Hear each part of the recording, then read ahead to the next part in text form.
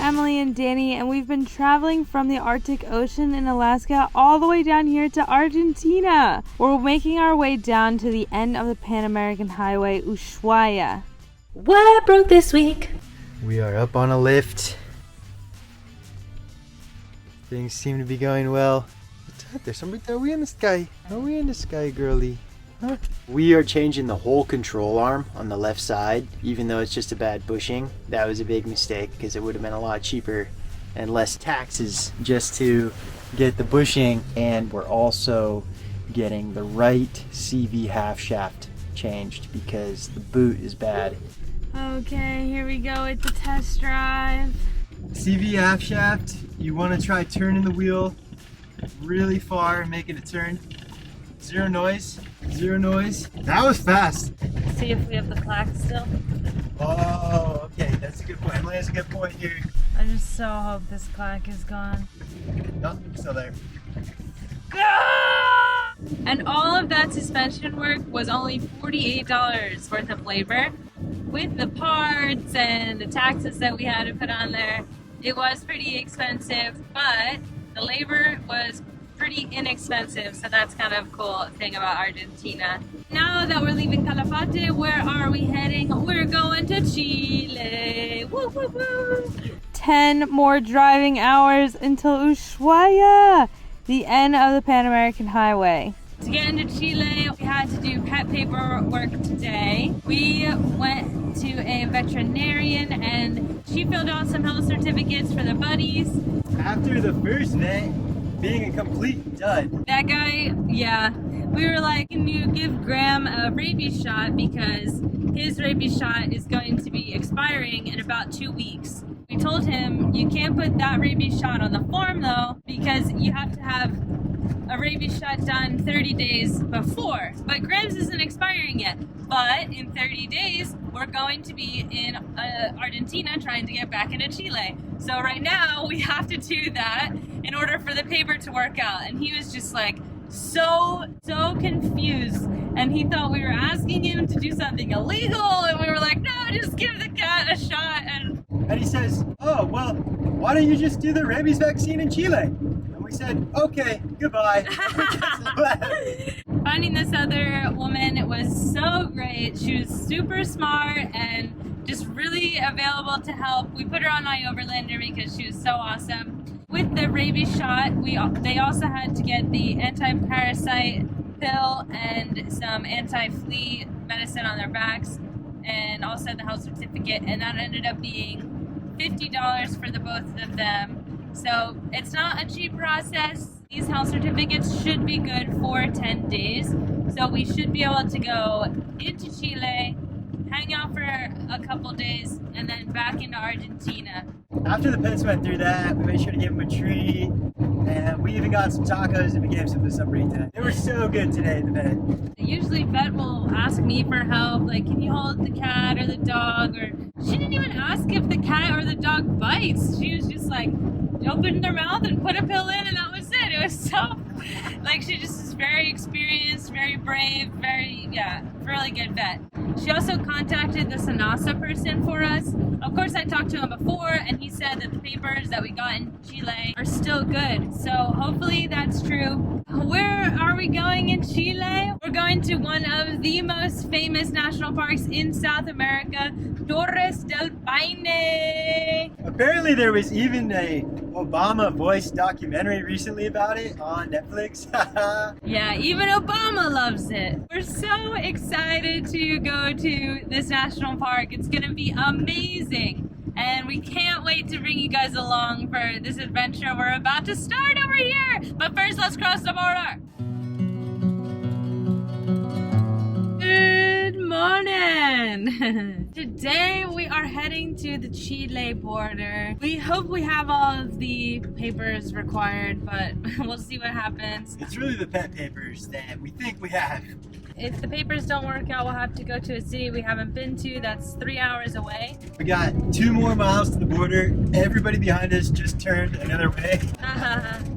Yep, it's just us and the border now. Here we go.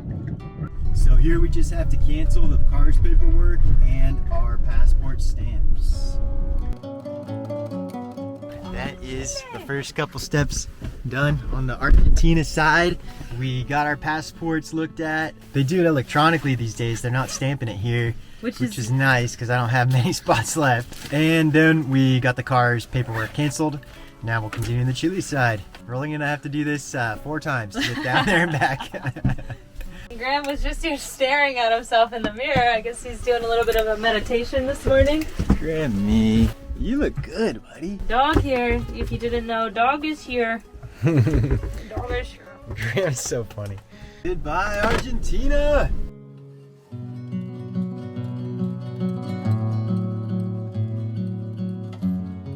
And this is actually the first country we have re-entered since going between Alaska, Canada, US over and over. It's so funny that the top of the Pan American you have to go in and out of countries as well as the bottom.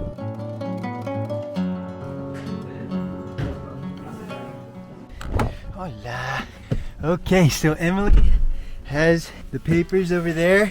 Everything looks good. Grammy, you were just sitting back there looking at the view, huh? So we just gotta pull the van up. They'll do the final inspection, which includes taking a peek at the animals, I guess. We just have to pull the van up here, do that final step. The best part was that the pet papers were okay. Let's get this inspected. Hola. Sí. Legumes, Puerto, artesanal.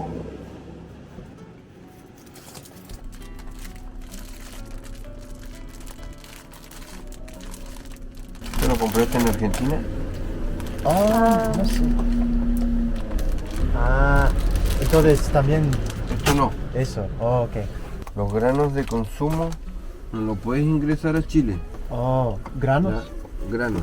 Estos son granos, legumbres. Oh, Porque en Chile se considera como semilla. Colocas un poroto en la tierra, oh, sí. va a germinar. Ah.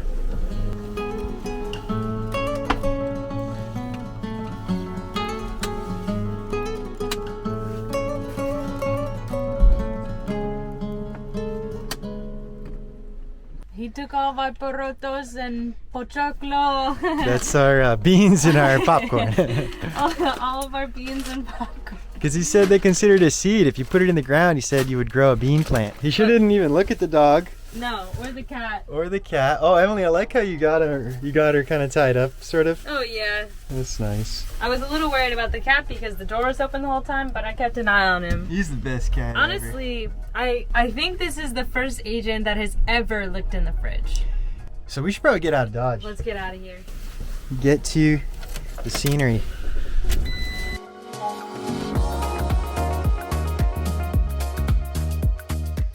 Bienvenidos a Chile! Yeah, we made it! Another border crossing in the books! And we counted how many stamp spots Danny has left, and he's got enough, maybe. As long as they don't have to stamp his passport for the car again, he should be good. We are so stoked to be back in Chile! It's already beautiful up ahead. There's a lake, there's snow-capped peaks. The first time we've gotten intensely searched since Central America, I think. That's with every border crossing. I like to know how long it took. Right now it's 12:50. I think we started at 12, so that was a fast one.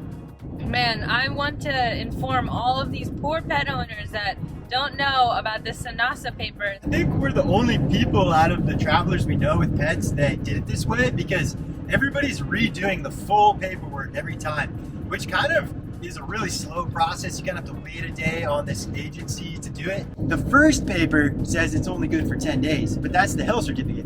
The second paper from Chile, at least, and I think if you did it in Argentina going the other way, it would be the same, you reuse that second paper and it says it's good for 60 days. So then at the vet, you just have to get a new health certificate. The vet doesn't even know this. The vet was yelling at Emily. It's gonna work out again for the next border crossing when we head into Argentina again for USHUAIA. You know, Chile and Argentina do not like each other because when there was these islands that were part of Argentina called the Malvinas, is what they call them.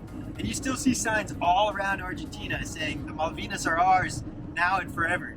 But the UK invaded and they call it the Falkland Islands, which is probably what you've heard it. So this was the War of the Falkland Islands. And in that war, Chile said, hey, UK, come on over here and create a base to fight against our neighboring country. Basically, the rest of South America hates Chile too, because Chile had a war against Peru, and Bolivia stole the coastline away from Bolivia. I think it might be the more rich country out of the whole continent, as well as having a visa waiver with the States. So they don't have to do much paperwork to go to the States and back. So we're heading into Puerto Natales, and this is the town right next to Torres del Paine National Park. Torres del Paine National Park is like, oof, it's the national park of the national parks. Yes. And we're, ooh, I just saw a sign that we're on the Ruta Fin del Mundo. Ow, ow, ow.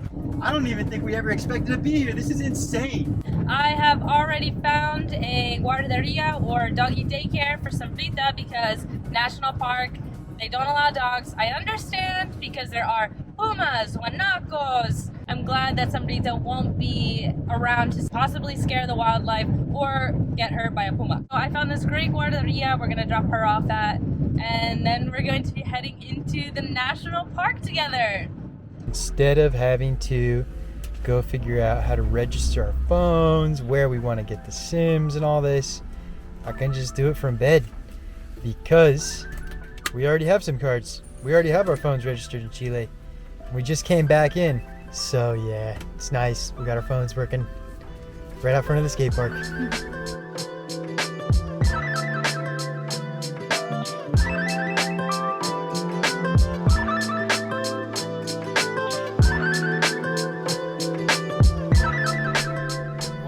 Skate park here in Puerto Natales was pretty fun. It's kind of weird. I'll probably give it like a 6 out of 10 because you can go fast, which is always awesome. And for reference, we're way down here now, out of South America, almost to the goal. I found out not only does this city have one seaside skate park, check it out. Here's another, just a few other blocks down, quarter pipes all around, skate park with a view. Can't get better than that.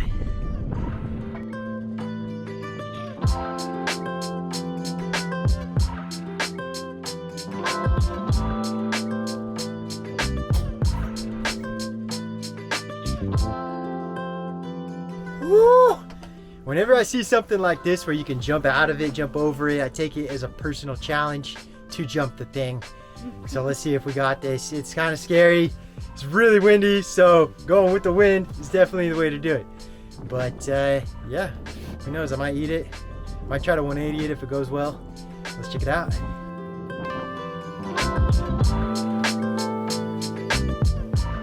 Good morning. It is super early. We're trying to get to the park so that we can do a hike today that we really want to do, but there's a time limit.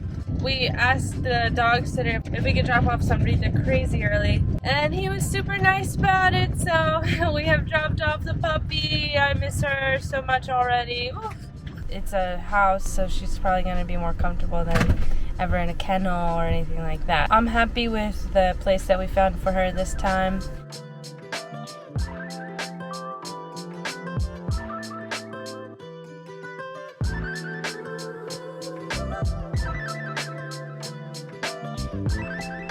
So we're heading out on our first hike here in Torres del Paine, heading up to the vista of these amazing towers. It's a super long hike with a lot of elevation change.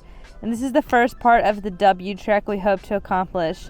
It's called the W for this mega hike shape. So luckily when we go up the legs, we'll have to go back down and we're able to leave our big backpacks at the bottom. After, we're hopping on a boat and then 2 buses to get back to the van. Today we will go up the first leg and back down. People without vans sleep in a campground very close to us, but since we have the van, we'll be able to stay one more day in our big comfy bed instead of the tent.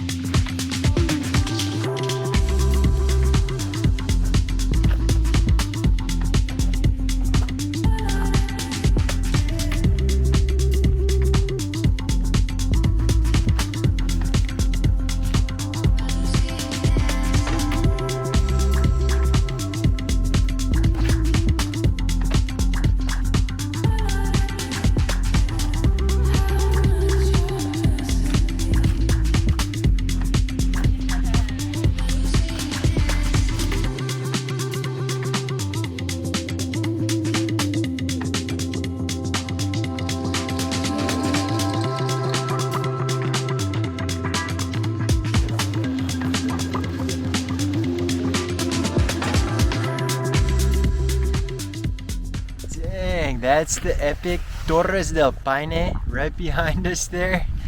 Yes, we hiked all the way to the Mirador, and today my walking / running distance 7.8 miles. Really? That's only halfway. Yeah, this hike here is possible to do as a day hike. That's what we did. So we're gonna go hit the van tonight and start the real backpacking tomorrow. Pretty nice to be able to come up here without carrying a tent, all that stuff that weighs a lot. We were worried about it being super cold because it has become spring, but it hasn't been that warm yet. So we were worried that it was going to still be super cold here, but it's not. It's a beautiful day, and I think I know exactly what I'm going to wear on this backpacking trip, which is really nice. I really recommend if you can get here one day because, you know, you don't have to spend the night backpacking if you don't want. You can just walk up here in one day. I think it only took us 3.5 hours to get up here. Yes. And that's uphill. On the way down, it's going to be all downhill pretty much. Looking forward to that. Yeah, and we'll probably be able to enjoy it a little bit more going downhill. When we were going uphill, I felt like I was racing up here. I was like, no stop, just walking as fast as I could. So this is the Mirador of Torres del Paine.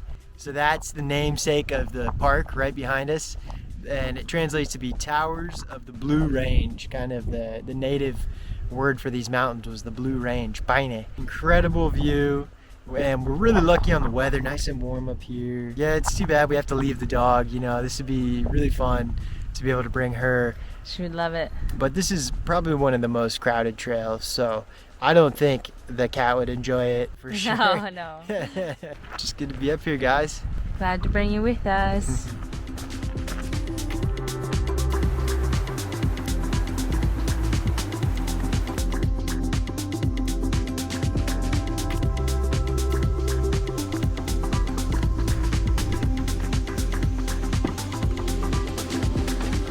Holy, what a hike, right, babe? Wow. Oh, man. Day one on the books. We're gonna have a nice meal, aren't we? Yeah, let's cook it up big.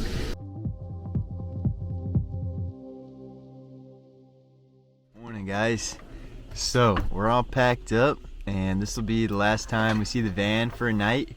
Are you feeling sore, Emily, from yesterday? Yeah. It was a 15-mile hike yesterday, and the elevation changed probably, based on our phone, said around 3,000. So I think I was dehydrated. We did refill our water bottles twice. 3 liters between the two of us all day, which is probably not enough, especially because sometimes we were walking in the sun. We're expecting it to be super cold because everywhere has been super cold around here. It's always windy, cold. And for some reason, that was just a great day yesterday. And you had that long sleeve on. That's, That you couldn't take off. Are you gonna have something smaller into that? This one now. So I think that's really why you got dehydrated. Yeah, maybe, the too. long sleeve. She was saying she had a bit of a headache, but you gotta pay attention to that and drink more water if you're feeling that way. Yeah, so whenever we got back to the van, I laid down on the bench seat. And I really just could not get up. Like, I really did not want to move. This actually happened once before. This doesn't happen often, Emily. She's really smart. In Vietnam, it was actually our honeymoon. They have actually pho for breakfast. Chicken pho on the street for breakfast. I might have done it. I'm not sure what it was. Yeah, in Vietnam, in the airport, actually, Emily fainted. And it was wild because I caught her. I was standing right next to her when it happened. We were in the very front of the security line about to go through the x-ray. So she's on the ground. I helped her down. She wakes up and she just said, like in her sleepy time voice, like a bedtime voice, like, "Hey, babe." And I was like, we're in the airport. You fainted. It's going to be okay. Because she had no clue where she was or anything.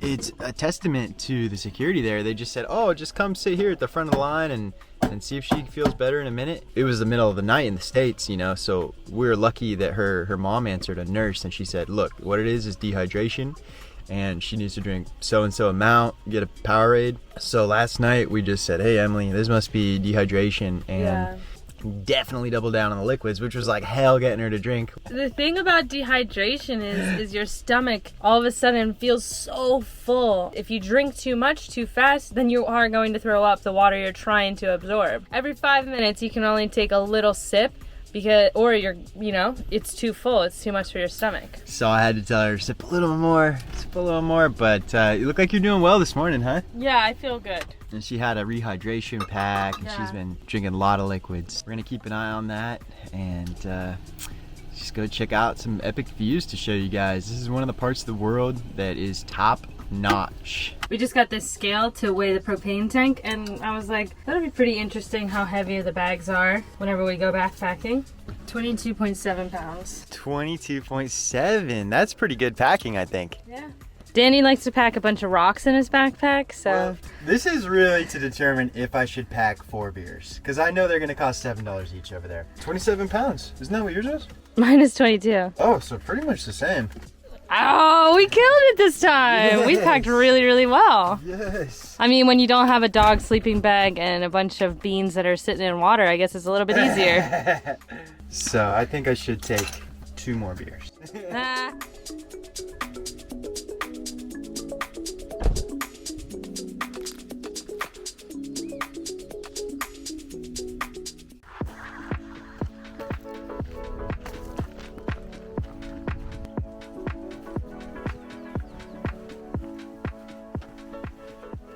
We're going to be walking around 10 miles today to a campground called Francis.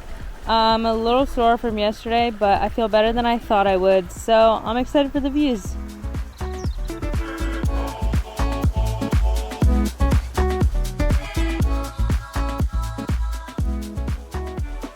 Honestly, we have to walk pretty fast to be able to make it to 10 miles, take breaks, and enjoy the views. W Trek is a super long and very far each day. After these 3 days and 2 nights, I'm hoping to feel invincible.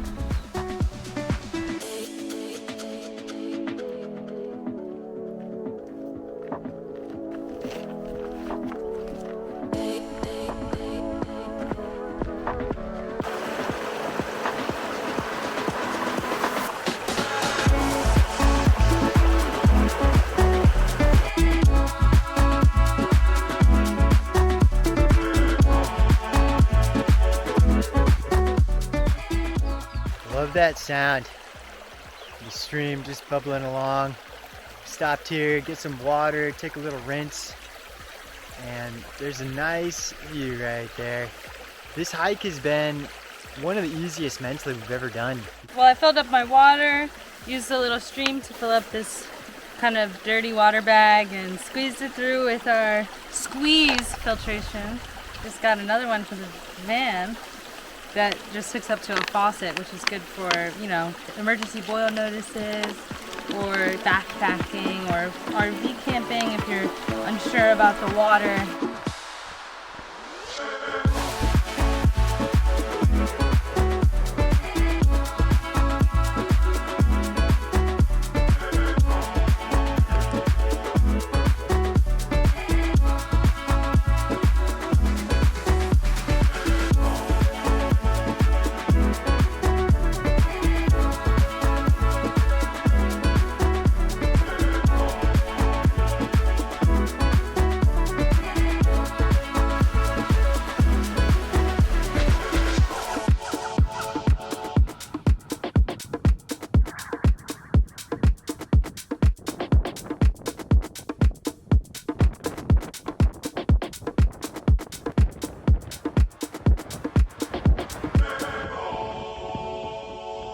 Right below these epic mountains here is the Cuernos campsite. You can see there some pretty sweet looking buildings down there, eco domes. Over here, more like houses on stilts. And we are going over there. There's some little huts on that hill way over there, and that's Francis. I feel like we've been walking all day. It's about 5 and we started at 11 something because yesterday's hike was insanely long. I think it was 15 miles. We didn't have the backpacks, which just makes it a lot easier. We just definitely wanted to sleep in.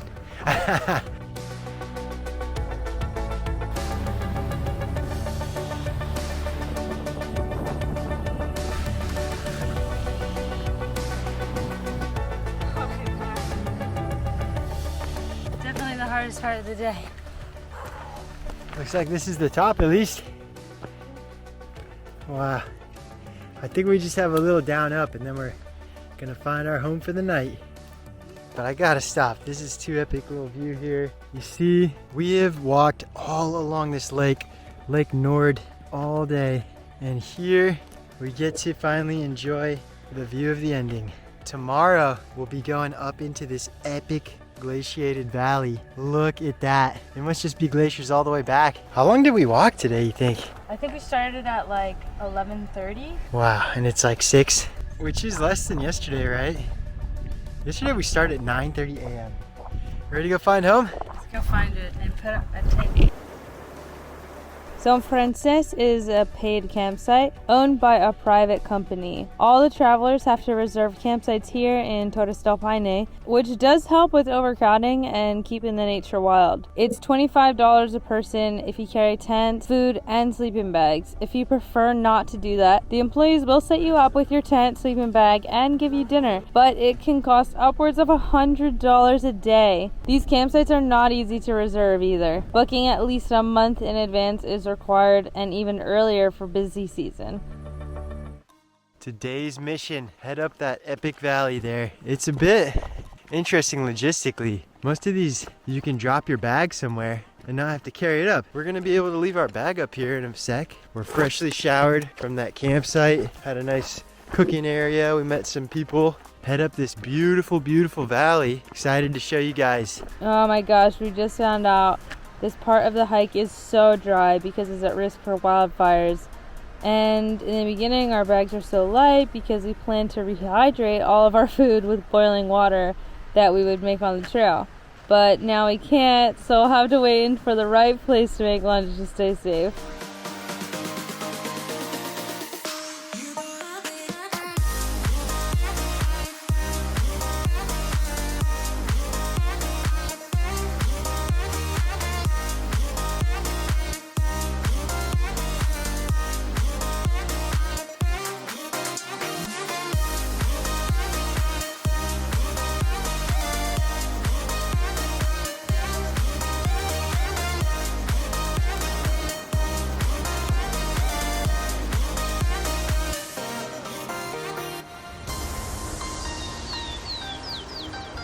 So the end of this trail is Britannica Mirador, but I really think the first Mirador Frances was my favorite.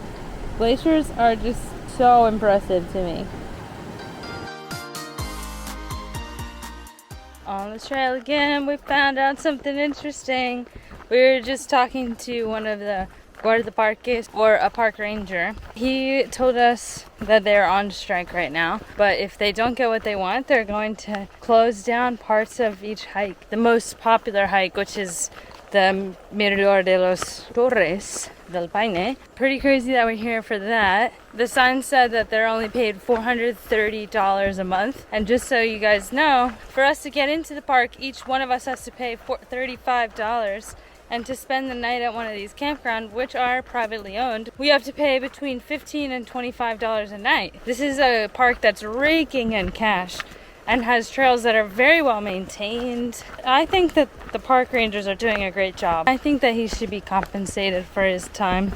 I mean, it is a great job, like you get to be in nature all the time, but you also have to deal with terrible tourists, and he did have one of those stories for us. There was a tourist that basically started an enormous wildfire here, going to the bathroom outside and then burning his toilet paper, and the wind took his toilet paper away and flung it into the trees. Leave no trace. Oh my gosh, you can't just like burn your toilet paper, you have to pack it out.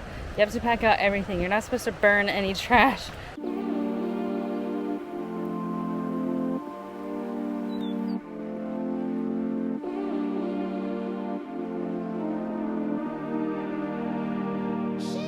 So this is the bridge that they might close in a couple of days if their demands aren't met. But look how nicely well maintained it is.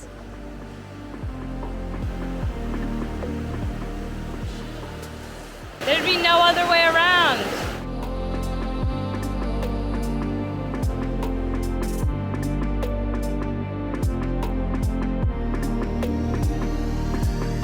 we can ditch our bags down here for the final leg of the W up to Mirador Glacier Gray, which we are basically going for the speed record for in order to catch the boat back to the bus that will take us back to the van.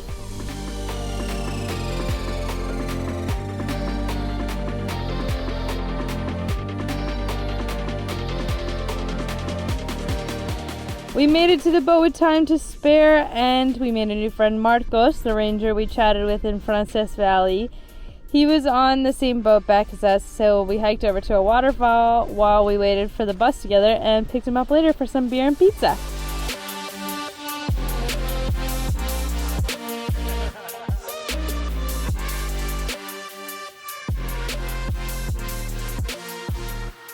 Thank you guys so much for coming to Chile and then Torres del Paine with us. If you like this video, subscribe, and if you'd like to support us a little bit more, head over to our Patreon. We'll see you guys next time.